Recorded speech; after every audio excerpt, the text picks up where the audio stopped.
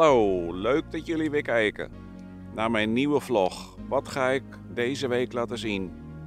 Nou, we hebben deze week weinig uitgespookt, anders dan graven, water afvoeren. We hebben ongelooflijk veel water gehad, rond de 80 mm. De grond was compleet verzadigd en nu nog steeds. Vorige week heb ik gezegd dat ik deze week zou gaan frezen met een nieuwe frees van Naaktgeboren. Nou, dat wordt hem deze week niet. Ik denk dat ik nog wel een week moet wachten.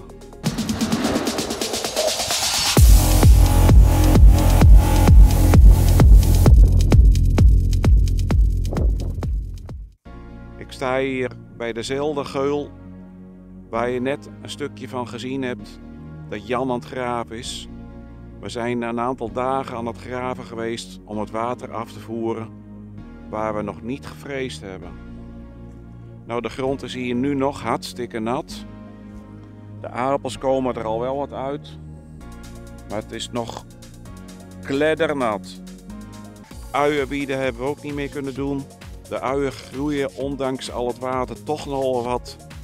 Ik denk dat het met 2 weken dat het alweer heel anders lijkt, nou het droog wordt. Verder heb ik in de schuur nog wat gedaan, wat voorbereidingen voor de aardappelrooier, wat onderhoud en kistenreparatie. Nou, hier stond het pas compleet blank. Het water is allemaal weggezakt. Greppels gegraven naar de sloot toe. Hier in Flevoland, vooral Noordoostpolder, hebben we ontzettend veel water gehad. Plensbuien. De boeren zijn er helemaal zat van, want we kunnen niks op land. De aardappelen hebben toch wel heel duidelijk een achterstand van 2 tot 3 weken. Maar dat kan straks misschien ook alweer heel gauw herstellen als we nou eens beter en warmer weer krijgen. Hoe staan de uien er nou voor hier op de zware grond na al die regen? Nou, de grond die glimt erover. Maar ondanks al die nattigheid doen de uien het ook best nog wel redelijk. Ja, het is hartstikke nat. Tegen de zon in lijkt dat wel een spiegel. Maar ik ga toch eens even kijken hoe dat het stadium is van de uien. Nou, de grootste uien die zijn ongeveer 10 centimeter. Dus kijken hoeveel wortels dat eraan zitten.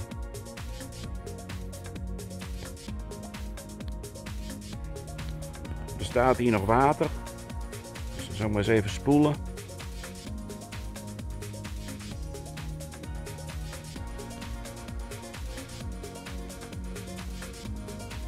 Nou, er zitten toch mooi wat wortels aan. En witte wortels. Dus warmte erbij en droger.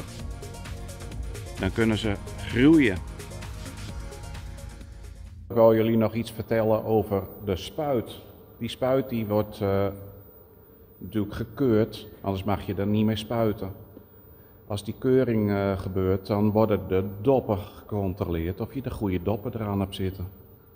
Je moet natuurlijk ook spuitlicentie hebben. Nou, wat is nou een beetje het frustrerende van het hele verhaal? Deze doppen die hier aan zitten, die worden ook gecontroleerd door de man van de voedselveiligheid. Daarna komt van de gemeente Noordoostpolder de milieuinspectie. Wat komt die doen? Die komt de doppen keuren of de goede doppen eraan zitten. Als ik in het veld rijd, dan kan de NVWA langs rijden en wat komt die doen? Die komt mijn doppen keuren. En wat gebeurde er van de week? Nadat de sloters wat overstromen van het water, belt het waterschap. En wat komt het waterschap doen? Die komt mijn doppen keuren. Nou vraag ik me af, kan dat niet gecentraliseerd worden?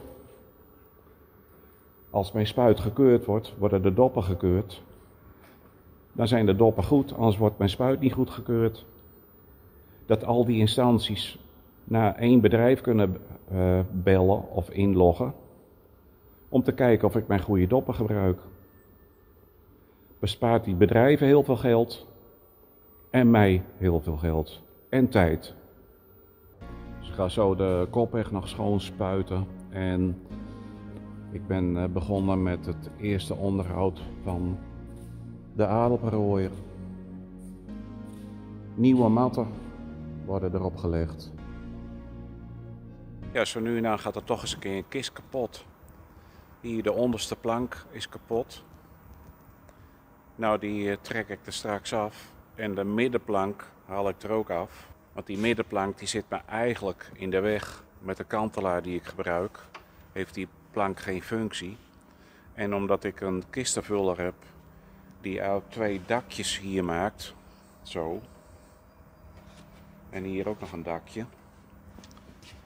Dan zit die middenplank, als die kist erop staat, zit die middenplank ook hier. Die ligt in het product.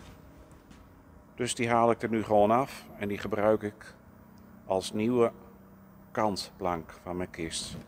Nou, ik heb de kist op de kop gegooid. De ene heftrucklepel heb ik hier op de middenplank rusten. Dan ga ik met de andere heftruck onder deze plank, trek ik deze plank eraf.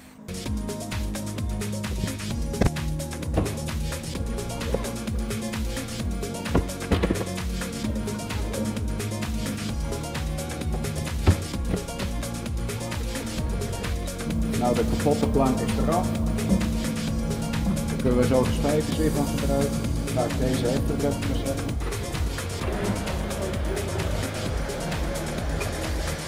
En dan ga ik nu de middenplank eraf trekken.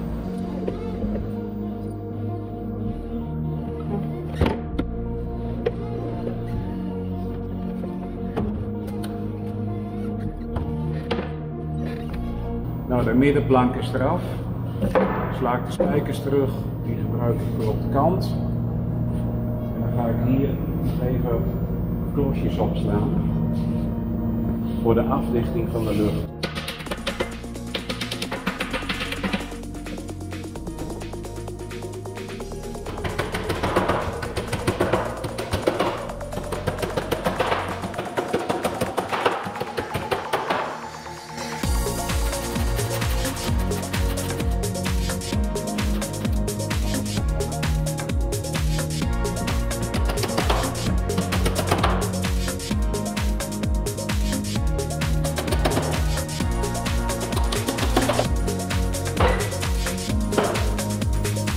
Klaar is de kist weer. Nou, wat een prachtig mooi weer hebben we nu. De singel die we aangeplant hebben, die slaat volledig aan. Alle struiken en alle bomen, die beginnen nu te groeien. Prachtig. Dankjewel voor het kijken en tot de volgende vlog.